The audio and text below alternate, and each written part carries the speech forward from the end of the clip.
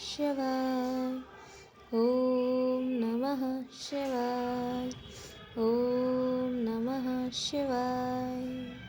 शिव महापुराण पंचमोमा संहिता 43वां अध्याय कथावाचक व्यास की पूजा का विधान। सोनक जी बोले, हे व्यास जी के शिष्य, हे सूत जी, अब आचार्य की उस पूजा विधि को कहिए जो कि ग्रंथ सुनने के पश्चात की जाती है। सूत जी बोले, ग्रंथ सुनकर श्रद्धा सहित आचार्य की पूजा करनी चाहिए और अंत में विधि पूर्वक आचार्य को दान देना योग्य है। इसके पश्चात पुराण वक्ता को प्रणाम कर साविधि उनके हाथों और कानों के आभूषण दे और रेशमी तथा सती वस्त्रों को अर्पण कर उनकी पूजा करे। यदि शंकर जी के पूजन की समाप्ति हो तो ब्राह्मण को बछड़े सहित गाय देवें और वस्त्र सहित पल भर स्वर्ण का आसन बनवा उस पर उस ग्रंथ को स्थापित कर यदि आचार्य को दान देवें तो आवागमन से मुक्त होवें। इसके अतिरिक्त राज्य, ग्राम, हाथी और घोड़ा आदि तथा यथाशक्ति और भी जो दे सके महात्मा वाचक को देना चाहिए। हे सोनक जी, यह पुराण विधि श्रवण करने से सफल होती है, अतएव इसे भक्ति सहित सविधि सुने, क्योंकि यह पुराण शास्त्र के अर्थों सहित पुण्यदायक और बड़ा ही मनोहर है। इस प्रकार शिव महापुराण 5वीं संहिता का 43वां अध्याय समाप्त। बोलिए उमापति महादेव की जय। 44वां अध्याय व्यास जी की उत्पत्ति का वर्णन। मुनियों ने कहा, हे दया सागर सूत जी, अब आप व्यास जी की उत्पत्ति वर्णन कीजिए। कहा जाता है कि व्यास जी की माता का नाम सत्यवती था और वह देवी राजा शांतनु के साथ विवाही गई थी और इसके पूर्व ही उसमें पराशर जी ने महायोगी व्यास जी उत्पन्न हो गए थे। यह कैसे? कृपा कर हमारे इस संदेह का नाश कीजिए। सूत जी बोले, योगी राज पराशर एक समय जब वे तीर्थ यात्रा करते हुए यमुना तट पर पहुंचकर उसे शीघ्र पार करना चाहते थे तो देखा कि निषाद भोजन कर रहा है। उन्होंने निषाद से कहा कि मुझे शीघ्र नौका से यमुना के पार कर दो। इस पर निषाद ने अपनी मत्स्यगंधा नामक कन्या से कहा, हे बाले, इस मुनि को शीघ्र नौका से उस पार ले जा। महामुनि पराशर जी नौका पर जा बैठे। मत्स्यगंधा उन महामुनि पराशर जी को पार कराने लगी। समय का योग जो महायोगी अप्सराओं के रूप को देखकर भी मोहित न हुए थे, वे उस कन्या के कामातुर हो गए। मुनीश्वर ने उस मनोहर कन्या के दाहिने हाथ को अपने हाथ से स्पर्श किया। तब उस विशाल काक्षी कन्या ने कुछ हंसकर कहा कि सत्पुरुषों से निंदित यह कर्म आप क्यों कर रहे हैं? हे माँ बुद्धिमान, हे ब्राह्मण, आप तो मनोहर वशिष्ठ जी के कुल में उत्पन्न हुए हैं और मैं निषाद से उत्पन्न हुई हूँ। आपके शाप से तो बड़े बड़े योगी भी भयभीत होते हैं, फिर मैं आपको निवारण भी कैसे कर सकती हूँ?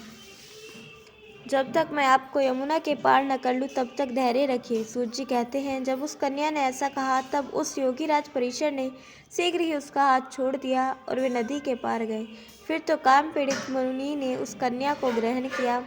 तब उस कांपती हुई कन्या ने उस करुणा सागर पराशर से कहा, हे मुनिवर्य, कहा मैं दुर्गंधि युक्त काले रंग की मलहा से उत्पन्न हुई हूँ और कहा आप परमोदार विचारशील योगीराज हैं।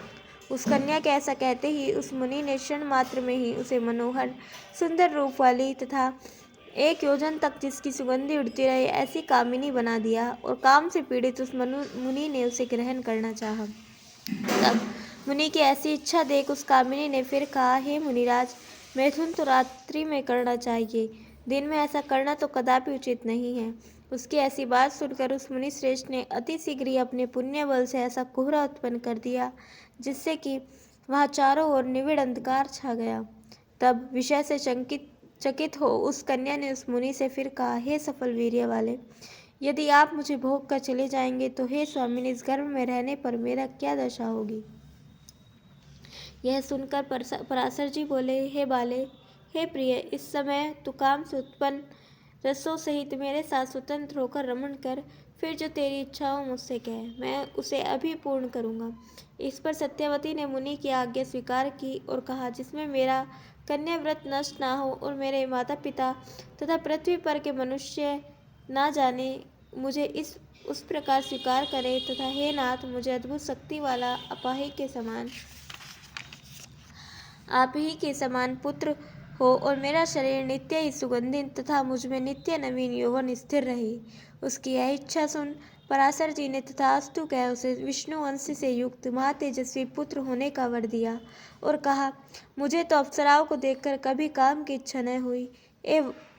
हे वरारोहे, मेरे इस संगम से तुझे एक ऐसा कीर्तिमान पुत्र होगा जिसकी तीनों लोकों में ख्याति होगी और जो पुराणों का कर्ता तथा वेदों की शाखाओं का विभाजन करेगा।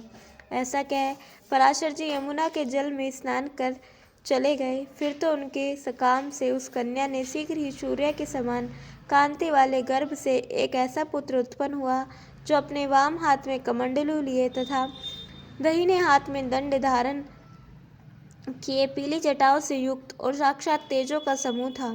उस तेजस्वी ने उत्पन्न होते ही अपनी माता से कहा, अब तुम्हारी जहाँ इच्छा हो जाओ। अब मैं भी यथोचित मार्ग को जाऊंगा और जब कभी भी तुम्हारा मनोवांछित कार्य हो तब मैं तुम्हारी उस इच्छा को पूर्ण करने के लिए जो ही तुम मुझे स्मरण करोगी मैं तुम्हारे पास आ जाऊंगा। ऐसा कहकर वह तपोनिधि माँ के चरणों में प्रणाम कर तप करने के लिए पाप नाशक तीर्थों की ओर चले गए।